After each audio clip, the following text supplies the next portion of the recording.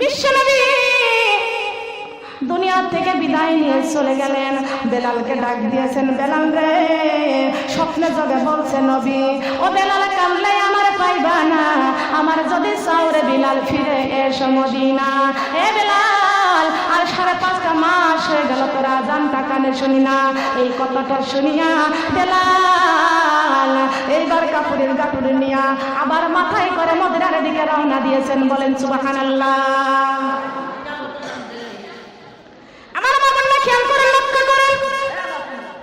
বেলাল রাদিয়াল্লাহু তাআলা আনহু এই রাতের বেলা যখন স্বপ্ন দেখলেন, সঙ্গে সঙ্গে রওনা দিয়েছেন। রওনা দিয়ে দামেস্ক থেকে হাঁটতে হাঁটতে রওনা দিয়েছেন। এইবার যখন মদিনায় যখন মিনারায় পৌঁছে গিয়েছেন, তখন ফজরের নামাজের আজানের সময় হয়ে গেছে। বলেন সুবহানাল্লাহ। একটু পরে আজান হবে। বেলাল এই মদিনায় এসে চিৎকার দিয়ে কাঁদতেছেন, দেখছো নাকি তোমরা আমার দয়াল নবীকে এতিম বানাইয়া গেল, আমি বেলালের এতিম বানাইয়া গেল, আমি বেলালের। সুবহানাল্লাহ। বেলাল ওই যে তাহাজ্জুদের ওয়াক্তে কাঁদতে কাঁদতে ফজরের আজানের সময় হয়ে গেছে। এর মধ্যে সাহাবীরা সবাই মিলে ঘর থেকে বের হয়ে আসতেছে। দেখতে পাচ্ছি, শুনতে পাচ্ছি বেলালের কণ্ঠ। কার কণ্ঠ? দরজা খুলে সব বের হয়ে আইছে, শুনতে পাচ্ছি বেলালের কণ্ঠ। 5.5 মাস বেলালকে খুঁজে খুঁজে আমরা কোথাও পাইনি। শুনতেছি বেলাল কাঁদতেছে, রাসূল রাসূল বলে, নবীজি নবীজি বলে বেলাল কাঁদতেছে। ঘর থেকে বের হয়ে আইছে, এসে দেখতেছে বেলাল নবীজি নবীজি বলিয়া কান্দে। দুইজন সাহাবী দুই পাশের থেকে ধরল, বেলাল রে, ও বেলাল, আর 5.5 মাস হয়ে গেল তোমার আজান আমরা কেউ কানে শুনি না। তোমার আজান আমরা কানে শুনি না। আমি তোমার আজান কানে শুনি না। বেলাল, তুমি এসেছো, মিনারায় উঠো, আজান দাও। সুবহানাল্লাহ। বেলাল বলে, আজান দিলে আমি যদি যাই গো মরে। বেলাল বলে, আজান দিলে আমি যদি যাই গো মরে, আমার আজান কে শুনিবে, আমার আজান কে শুনিবে, আমার নবী নাই রে দুনিয়ায়। আজান দাও গো মধুর সুরে, শুনবার মনে চায়। আজান দাও গো মধুর সুরে, আজান দাও গো মধুর সুরে। বেলাল বলে, আজান দিলে আমার কলিজাতে আগুন জ্বলে। বেলাল বলে, আজান দিলে আমার কলিজাতে আগুন জ্বলে, আমার আজান কে শুনিবে, আমার আজান কে শুনিবে, নবী নাই রে দুনিয়ায়। আজান দাও গো মধুর সুরে, শুনবার মনে চায়।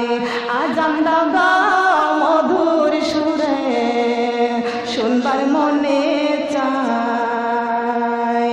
আল্লাহু আকবার। কান্নাকারি কেন করেন বাবা? বেলালকে বলতেছেন, বেলাল রে, মিনারায় উঠো, তুমি আজান দাও। বেলালকে মিনারায় উঠে আজান দেওয়ার জন্য বেলাল যখন আল্লাহু আকবার করে আজান শুরু করে দেয়, মুহাম্মদ নাম মুখে বেলাল যখন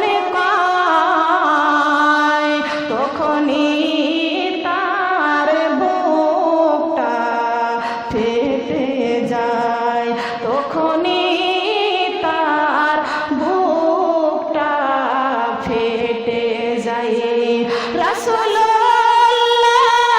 মুখে বেলাল বলিয়া মুমিনারা নিতে গেলেন বেলাল পরিয়া রাসূলুল্লাহ মুখে বেলাল বলিয়া মিনারা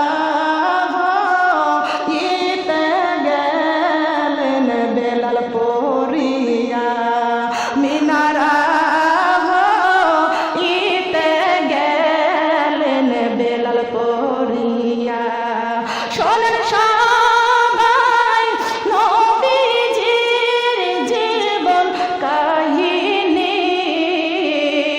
কেমন ভালো বাসিতেন বেলাল আমার নবীজির কেমন ভালো বাসিত বেলাল আমার নবীজির সুবহানাল্লাহ শোনেন আমার মা বোনেরা বেলাল কেমন ভালোবাসতো মুহাম্মদ রাসূলুল্লাহ যখন মুখে বেলাল বলে বেলালের বুকটা ফেটে যায় রাসূলুল্লাহ মুখে বলিয়া সঙ্গে সঙ্গে বেলাল মিনারাত থেকে পড়িয়া যায় আমার মা বোনেরা এই আজান দিতে যাইয়া বুকটা ফাটিয়া বেলাল সঙ্গে সঙ্গে মিনারাত থেকে পড়িয়া ওই জায়গায় ইন্তেকাল করলেন ইন্না লিল্লাহি ওয়া ইন্না ইলাইহি রাজিউন সোনার মা বোনরা কান লাগান জীবন কাহিনী বেলাল যখন মিনারায় উঠে আজান দেয় এমন সময় মা ফাতেমা জোহরা রাদিয়াল্লাহু তাআলা আনহা তাহাজ্জুদের নামাজ পড়ে বিছানায় যায় নামাজে বসে বসে বাবা বাবা বলে কাঁদতেছিলেন কার জন্য কিতাবের মধ্যে পড়েছি 6টা মাস আল্লাহর নবী দুনিয়া থেকে বিদায় হয়ে চলে যাওয়ার পরে এই 6টা মাস মা ফাতেমা বিছানায় ঘুমায় না শুধু বাবার জন্য কাঁদে বাবা নাই দুনিয়ায় বাবার জন্য কাঁদে বলেন সুবহানাল্লাহ এই দুনিয়াতে যার বাবা মারা গেছে বাবা কবরে চলে গেছে অকুর রব্বির হামহুমা কামা রব্বায়ানি সগীরা আপনি 5 ওয়াক্ত নামাজ পড়ে দোয়া করবেন তাহাজ্জুদের নামাজ পড়ে এই দোয়াটা পাঠ করবেন মা ফাতেমা যেমন দোয়া করেছে আপনার দোয়া এমন কবুল হয়ে যাবে বলেন সুবহানাল্লাহ সোনার মা বোনরা কান্না গান বেলালের আজান ফাতেমার কানে পৌঁছে গেছে এমন সময় আলী রাদিয়াল্লাহু তাআলা আনহুমা পাশে শুয়েছিলেন বিছানায় শুয়েছিলেন ফাতেমা স্বামীর হাত ধরে টান দেয় গায়ে ধাক্কা দেয় আর বলে ও স্বামী ও হাসান হোসেনের আব্বা শোনেন তো বেলাল আজকে কে আজান দিতেছে বাবার মিনারায় মসজিদে আজকে কে আজান দিচ্ছে আলী রাদিয়াল্লাহু তাআলা আনহুমা চেতন হয়ে গেলেন খেয়াল করে শুনতে পাচ্ছেন বেলাল আজান দিতেছে আলী রাদিয়াল্লাহু তাআলা আনহুমা বলতেছেন ফাতেমা আমি তো শুনতে পাচ্ছি বেলাল আজান দিতেছে ফাতেমা চোখের পানি ছেড়ে কান্দে স্বামীর হাত ধরে কান্দে আর বলে স্বামী গো বেলাল যদি আজান দেয় বেলালের আজান শুনে আমার বাবা ইমামতি করে নামাজ পড়ায় 6টা মাস বেলাল আসে না 6টা মাস আজান দেয় না আজকে বেলাল আজান দিতেছে মিনারায় আজান দিচ্ছে ও স্বামী আমার মন বলতেছে আমার বাবা রাসূলুল্লাহ বেলালের আজান শুনে মিনারায় আসবে এমন ধারণা আছে না এমন স্মৃতি পাওয়া যায় না বলেন যায় কি আমার মা বোন অনেকেরই বাবা দেখবেন রাস্তা দিয়ে লাঠি দিয়ে ভর করে করে মেয়ের বাড়িতে আসে গাড়িতে আসে ভ্যানে আসে কি আসে না বাবা যদি মারা যায় ওই রাস্তার দিকে মেয়ে দাঁড়াইলে স্মৃতি মনে পড়ে যায় কথা বলেন সুবহানাল্লাহ বাবার স্মৃতিগুলো যাবে মায়ের স্মৃতি যাবে যাবে না কখনো কোনো স্মৃতি ভুলবে না ফাতেমা বলতেছেন স্বামী বেলাল আজান দিলে আমার বাবা ইমামতি করে নামাজ পড়ায় আমাকে একটু নিয়ে যাও আমাকে একটু ধরো আমার বাবা এই 6 মাসের মধ্যে আমার বাবাকে বিদায় দেওয়ার পরে আমি দাঁড়াইলে হাঁটতে পারি না আর আমি বসলে উঠতে পারি না বাবা বাবা বলে কাঁদতে কাঁদতে বাবার সঙ্গে বড় দুর্বল হয়ে গেছি আমাকে একটু ধরো আমাকে একটু মিনারার পাশে নিয়ে যাও এবার বেলাল এইবার আলী রাদিয়াল্লাহু তাআলা আনহুমা বলতেছেন ও হাসান হুসাইনের মা শান্ত হও তোমার বাবা দুনিয়া থেকে বিদায় নিয়ে চলে গেছে বাবাকে আর ফিরে পাইবা না কিন্তু এই 6 মাসের মধ্যে মা ফাতেমা স্বপ্ন দেখতে পাচ্ছে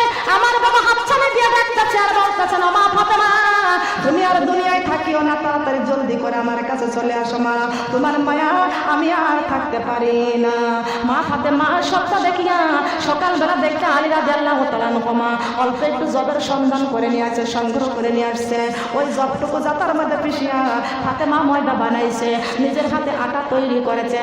এদের হাসাইনকে ডাক দেয়, হুসাইনকে ডাক দেয়, দুইটা সন্তানকে ডাকিয়ে নিয়ে কাছে নিয়ে আসে, সুন্দর করে গোসল করায়। মা ফাতেমা হাসাইনকে গোসল করায়, চোখের পানি ছেড়ে কান্দে। হাসাইনকে গোসল করায়, চোখের পানি ছেড়ে কান্দে। মা ফাতেমা হাসাইন হুসাইনকে গোসল করায়, নতুন জামা পরায়, চোখের পানি ছেড়ে কান্দে। ইমাম হাসাইন আর হুসাইন ডাক দেয়া কয়, ও মা, অন্যদিন আমাদের গোসল করাও তো তুমি কান্দো না, অন্যদিন আমাদের খাবার মুখে তুলে খাওয়াও তো কান্দো না, আজকে কেন কান্দো? আমরা হাসাইন হুসাইন তোমার কাছে জানতে চাই। ফাতেমা ডাক দিয়া কয়, হাসাইন হুসাইন, আজকে তোমার নানার কথা মনে পড়ে গেছে। আজকে রাতে স্বপ্ন দেখতে পাইছি তোমার নানা আমারে ডাকতাছে। হাসাইন হুসাইনকে গোসল করাইয়া, নতুন পোশাক পরাইয়া, খাবার খাওয়াইয়া ডাক দিয়া কয়, তোমার নানা রাজার পাশে চলে যাও, খেলতে যাও। এইবার ইমাম হাসাইন হুসাইন দুইটা ভাই খেলতে চলে গেছে। মা ফাতেমা সুন্দর করে গোসল করিয়া পাক পবিত্র কাপড় পরে মা ফাতেমা তো জোহরা রাদিয়াল্লাহু তাআলা আনহা এইবার স্বামীর কাছে গেলেন। স্বামীর যা হাত দুইটা জড়িয়ে ধরে কান্দার বলে, স্বামী, আমার বাবা আজকে আমারে ডাক দিয়েছে, মনে হয় আমি বাঁচবো না। জীবনে যদি আপনার কাছে কোনো ভুল ত্রুটি করে থাকি আমারে মাফ করে দাও। আছে না? আছে না? স্বামীর কাছে মাফ চেয়ে নিয়েছে। জান্নাতের সর্দারিনী মা ফাতেমা বিদায় মুহূর্তে স্বামীর কাছে মাফ চেয়ে নিয়েছে। আর আমরা অনেকে স্বামীর কাছে মাফ চাইতে চাই না। কথা বলেন ঠিক কিনা? বিছনায় যখন ঘুমাইবেন, স্বামী স্ত্রী যখন কথা বলবেন, আলাপ আলোচনা করবেন, ওই সময় বলবেন, স্বামী, আমি এখন ঘুমাইয়া পড়বো, যদি কোনো অপরাধ করে থাকি মাফ করে দিয়েন, তার কারণ ঘুমের মধ্যে যদি আমি মরিয়া যাই। বিছনা থেকে উঠবেন, ফজরের নামাজ পড়বেন, আপনার স্বামী গাড়ি নিয়ে রাস্তায় যাচ্ছে, নয়তো বা কাশি নিয়ে মাঠে যাইতেছে। ও মা, স্বামী মাঠে গেল আর যদি ফিরে না আসে, আপনি বাড়িতে আসে, বাড়িতে কাজ করতেছেন, যদি আপনার স্বামী আপনাকে এসে না পায়, এই জন্য স্বামীকে বাড়ি থেকে বিদায় দেবেন, স্বামীর কাছে মাফ চেয়ে নেবেন। যদি অপরাধ করিয়াই ফেলেন, আমার মা বোনরা স্ত্রী স্বামীর কাছে মাফ চাইবে, স্বামী স্ত্রীর কাছে মাফ চাইবে। এইভাবে কেউ কারোর দাবি রাখতে পারবেন না। প্রতিবেশীর সাথে আপনার দুটা কথা হয়েছে, একটু রাগারাগি হয়েছে, সাথে সাথে যান মাফ চেয়ে নেন। মাপ চান, মাপ চাইলে গুনাহ হবে না, মাপ চাইলে আরো বরঞ্চ আপনাকে উপকার হবে। কথা বলেন ঠিক কিনা? কি আছে কি আছে না? আমরা অহংকার করি, আমার কি অর্থ কম আছে, ও একটা গরিব মানুষের ভাত নাই, ভিক্ষা নাই, ওর কাছে কেন মাপ চাইতে যাব? মা বোনেরা মনে করবেন না, লক্ষ কোটি টাকার থেকে, লক্ষ কোটি ভরি সোনার চাই থেকে একটা গরিবের দোয়া অনেক মূল্য। কথা বলেন ঠিক কিনা? আপনার অর্থ থাকতে পারে, আপনার টাকা পয়সা থাকতে পারে, সোনাদানা থাকতে পারে, বাড়ি গাড়ি থাকতে পারে, রূপ থাকতে পারে, চেহারা থাকতে পারে, বড় বাড়ি থাকতে পারে, কিন্তু গরিবের মতো মন তো নাও থাকতে পারে।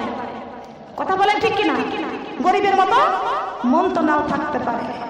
যে ব্যক্তি পাঁচতলায় বাস করতেছে, ওই ব্যক্তির দোয়া আল্লাহর কাছে কবুল হইতেও পারে, নাও পারে। যে ব্যক্তি গাছতলায় আছে, আল্লাহর ইবাদত বندگی করতেছে, তার দোয়া 100% আল্লাহ কবুল করে নিতে পারেন। বলেন সুবহানাল্লাহ।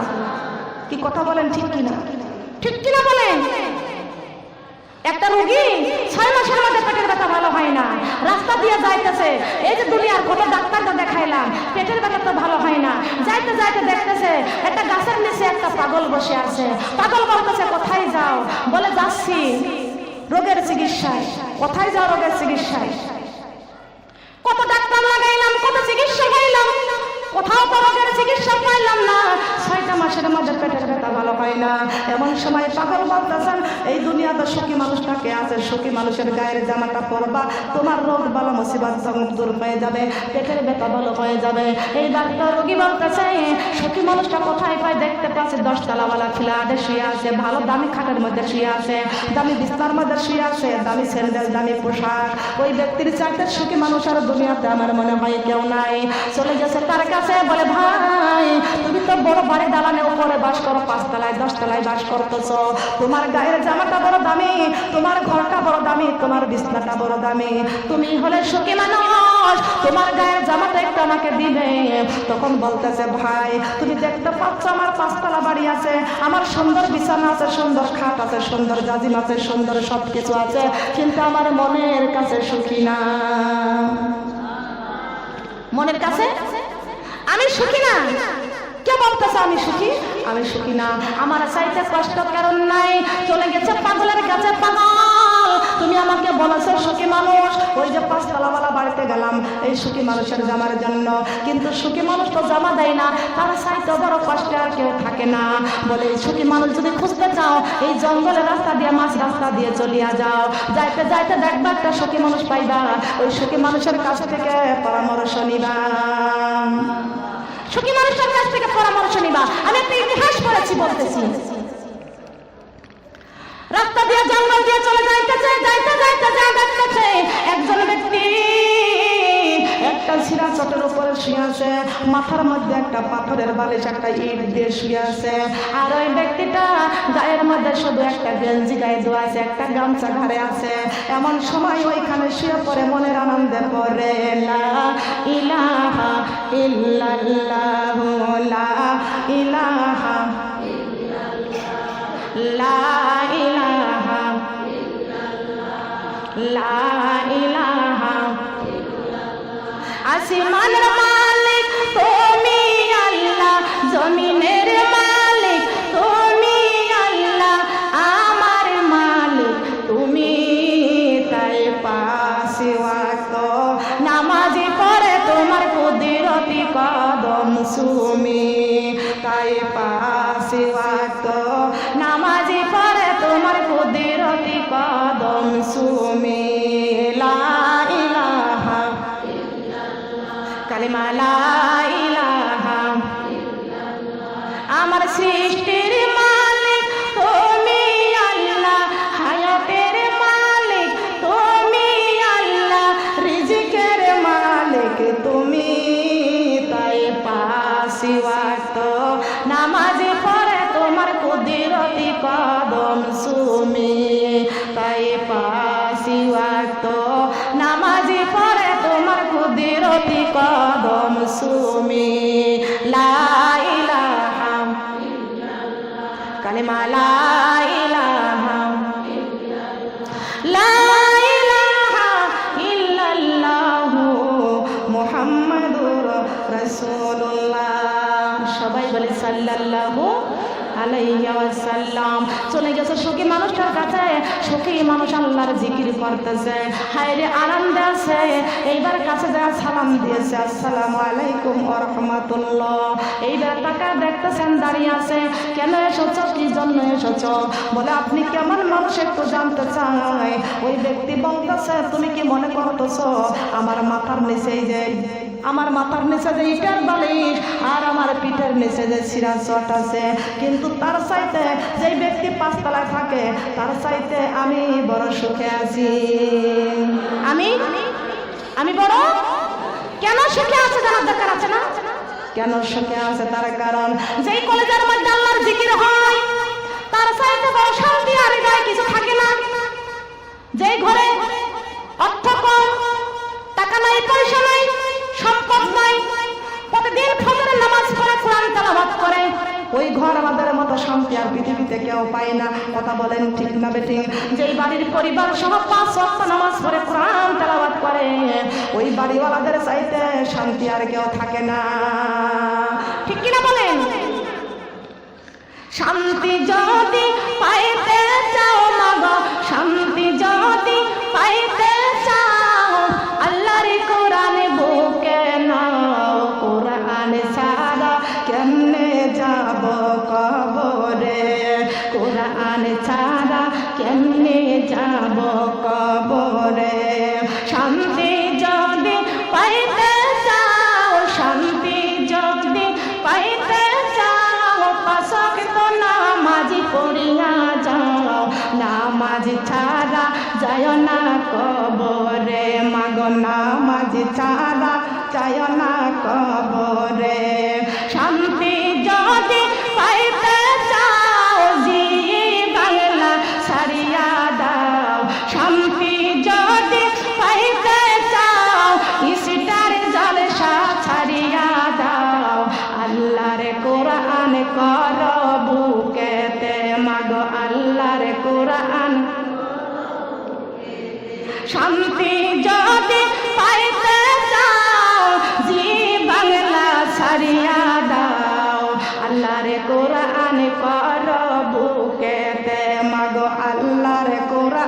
কর বুকেতে শান্তি যদি পাইতে চাও মাজার পূজা ছাড়িয়া দাও শান্তি যদি পাইতে চাও মাজার পূজা ছাড়িয়া দাও আল্লাহর কোরআন কর বুকেতে আল্লাহর কোরআন কর বুকেতে আমার শরীয়তে পুরে মা গো কোরআন শরীফ কর বুকেতে আমার শরীয়তে পুরে মা গো কোরআন শরীফ কর বুকেতে সুবহানাল্লাহ বলেন। খেয়াল করুন আমার মা বলেন আমার কোথায় কষ্ট পাইছেন কষ্ট পাইছেন সবাই বলি আস্তাগফিরুল্লাহ রব্বি মিন কুল্লি যামবি ওয়া তুবু ইলাইহি লা হাওলা ওয়ালা কুওয়াতা ইল্লা বিল্লাহি আলিয়ুল আযীম লা ইলাহা ইল্লাল্লাহু মুহাম্মাদুর রাসূলুল্লাহ সাল্লাল্লাহু আলাইহি ওয়াসাল্লাম আল্লাহুম্মা সাল্লি আলা মুহাম্মাদিন ওয়া আলা আলি মুহাম্মাদ কামা সাল্লাইতা আলা ইব্রাহিম ওয়া আলা আলি ইব্রাহিম ইন্নাকা হামিদুম মাজিদ আল্লাহুম্মা বারিক আলা মুহাম্মাদ ওয়া আলা আলি মুহাম্মাদ কামা বারাকতা আলা ইব্রাহিম ওয়া আলা আলি ইব্রাহিম ইন্নাকা হামিদুম মাজিদ বালাগাল উলা বিকামালিহি কাশাফাদ দুজা বিজামালিহি হাসনাত জামিউ খিসালিহি সাল্লু আলাইহি ওয়া আলিহি বালাগাল উলা বিকামালিহি কাশাফাদ দুজা বিজামালিহি হাসনাত জামিউ খিসালিহি সাল্লু আলাইহি ওয়া আলিহি ফি আমানিল্লাহ জাযাকাল্লাহ জাযাকাল্লাহ জাযাকাল্লাহ আল্লাহ আপনার মেয়েদেরকে আল্লাহ দিলেন বুদ্ধি ভালো রেখে দিক আল্লাহ বিদ্যা শিক্ষা অর্জন করার তৌফিক দান করুক অনেক এলেম দান করুক আপনার ঘরে আল্লাহ শান্তি দিয়া দিক আমিন। বাবুনেরা আমি একটা সঙ্গীত গাইব চুপ করে শুনবেন দোয়া ছাড়া ভাগ্যের চাকা ঘোরে না দোয়া ছাড়া ভাগ্যের চাকা ঘোরে ঘোরে কি আমাদের কোন জায়গা কবর হবে কেউ বলতে পারে কার চোখের পানিতে আল্লাহ আমাদের রহমত করবে কার মোনাজাতে আল্লাহ আমাদের মাফ করে দিবে বলতে পারবো নাকি বলেন কোন জমিনের মাটি আমার হবে গোরস্থান কোন জমিনের মাটি আমার হবে গোরস্থান কাদের চোখের জলে আমি কাদের চোখের জলে আমি পাবো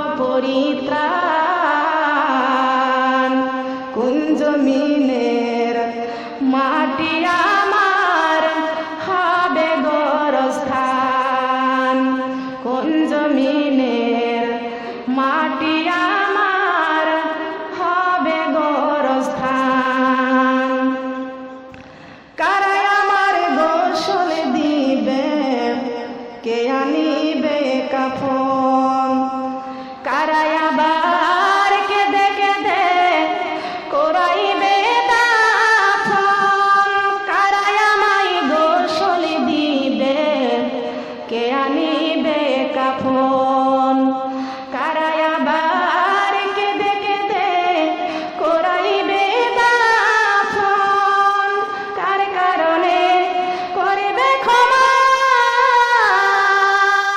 কার কারণে করবে ক্ষমা আল্লাহ মেহেরবান কোন জমিনে